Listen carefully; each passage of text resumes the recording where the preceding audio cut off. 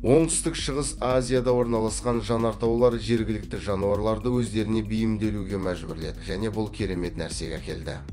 Онда мына меланезиялық үлкен аяқты құстар тіршілік етеді. Олар жабайы табиғатта өте ерекше өмір салтын ұстанады. Күн сайын ондаған ересек құстар жанартаудың жанына жиналады. Қандай да бір ессіз әрекет жасап жүргенге ұқсайды. Өйткені бұл өлімге әкелетін қауіпті жер. Жанартау өзінен өте улы газдар бөледі. Бірақ меланезиялық үлкен аяқты құстар мұндай жағдайларға бейімделген. Құстар жанартаудың ыстығын өз пайдаларына жұмсайды. Яғни жұмыртқалаған соң оны жоғары температурада басып шығару керек болады. Олар аяқтарындағы жылу сезу қабілеттерімен жанартаудың айналасынан жұмыртқаға қолайлы температурадағы жерді табады.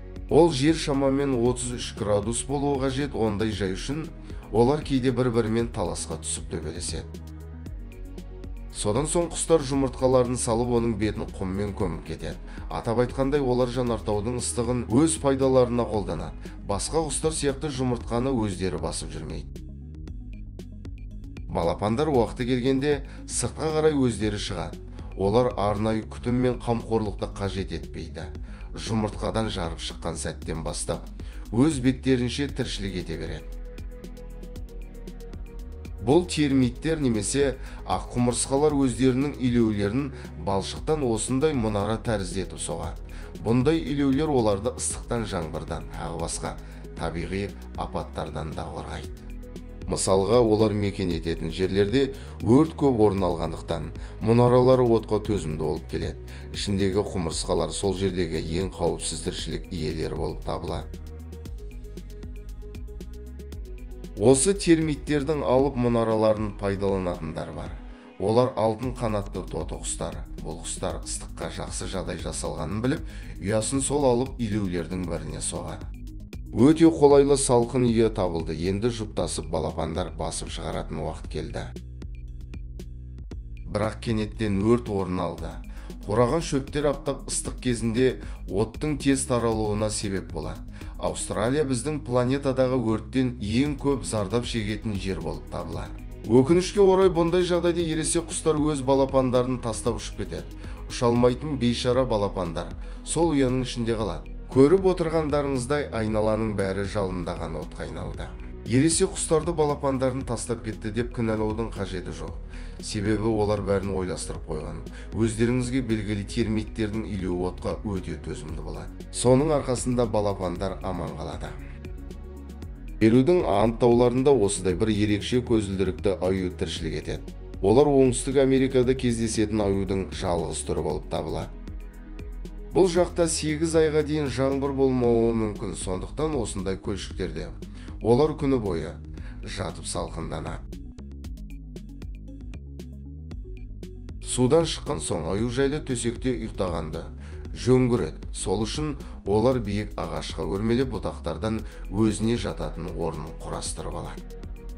Ағашта жерге қарағанда салқындау болады. Міне жататын орын дайын, енді ұйықтай берсе болады. Қамыстар арасындағы қызықты көрініс. Ол жерде дәл осындай қамыс жапырақтарының әдемі түрде бүгілгендерін байқауға болады.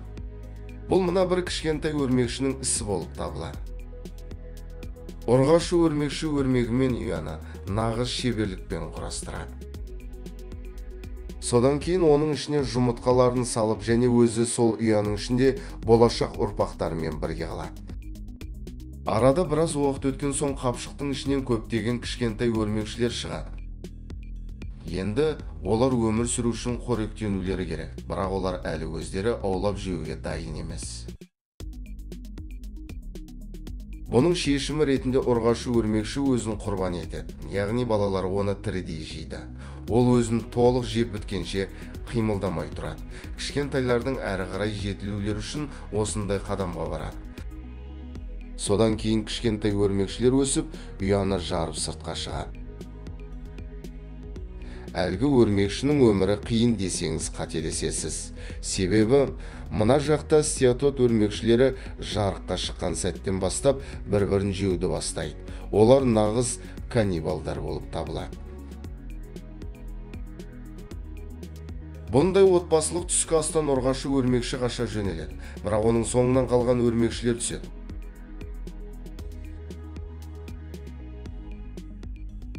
Өкінішке орай оның ары қарай жолы жоқ. Осымен бәрі біткен сияқты көрінеді, алайда ұрғашы өрмекшінің олардан құтылатын жолы бар. Ол теріс зарядталған өрмекті оң зарядталған атмосфераға шығарады. Соның арқасында оны жоғары қарай көтереді. Бұл өрмекші физика заңдарын пайдаланады. Биікке көтерілген сәттен бастап оны жел басқа бағытқа қарай айдап алып кетеді. Олар мыңдаған шақырым жерге дейін ұзап кетуі мүмкін.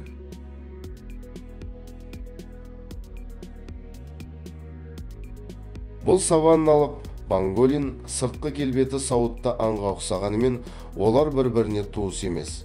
Бұл жануардың да сыртқы терісі сауыттан тұрады. Олар құмырсқалармен қоректенеді. Күніңе шамамен 2000-ға жуық құмырсқа жейді. Оған ешкім қауіп төндіре алмайды. Себебі панголиннің сауытынан бөлек өзіне шығаратын сасық сұйықтығы бар. Одан кез келген жыртқыш кері бұрылады, және оның денесі де өте сасық болады. Ол арнайы антилопа немесе зебралардың тезектерін іздеп тауып, содан кейін сол тезектің үстіне аунайды. Бір қызығы, денесі сасып жүретін панголиннің сілекейі балдың иісін шығарады, және соның арқасында ол құмырсқаларды оңай аулайды. Бұл Канаданың жарты жылға дейін созылатын өте суық қыс мезгілі, ал мұнда жер астында суықтан қатып қалған тасбақалар жатыр. Оларды дәл қазір өлі күйде жатыр десек те болады. Алайда сәуір айларында күн жылынып температура 0-ден жоғары болған сәттен бастап тасбақалардың жүректері қайта соғып, олар ояна бастайды. Осындай ерекше таңқаларлық қабілеттерінің арқасында олар тек өмір сүруге мүмкін кезеңде ғана тіршілік етеді.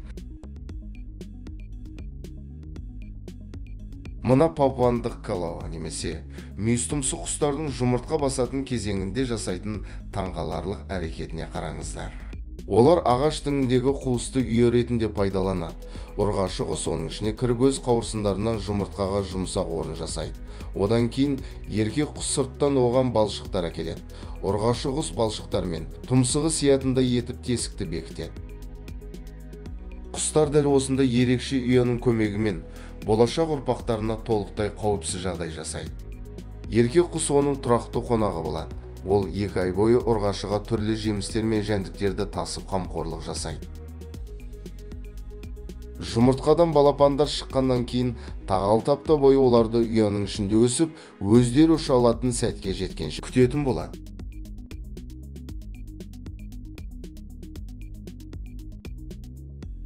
Дәл осымен біздің видеода өз мәресіне жетті. Назарларыңызға рахмет. Видео қызықты әрі пайдалы болса, арнама жазылып, лайк басып пікір қалдыруды ұмытпа. Келесі кездескенше сау болыңыздар.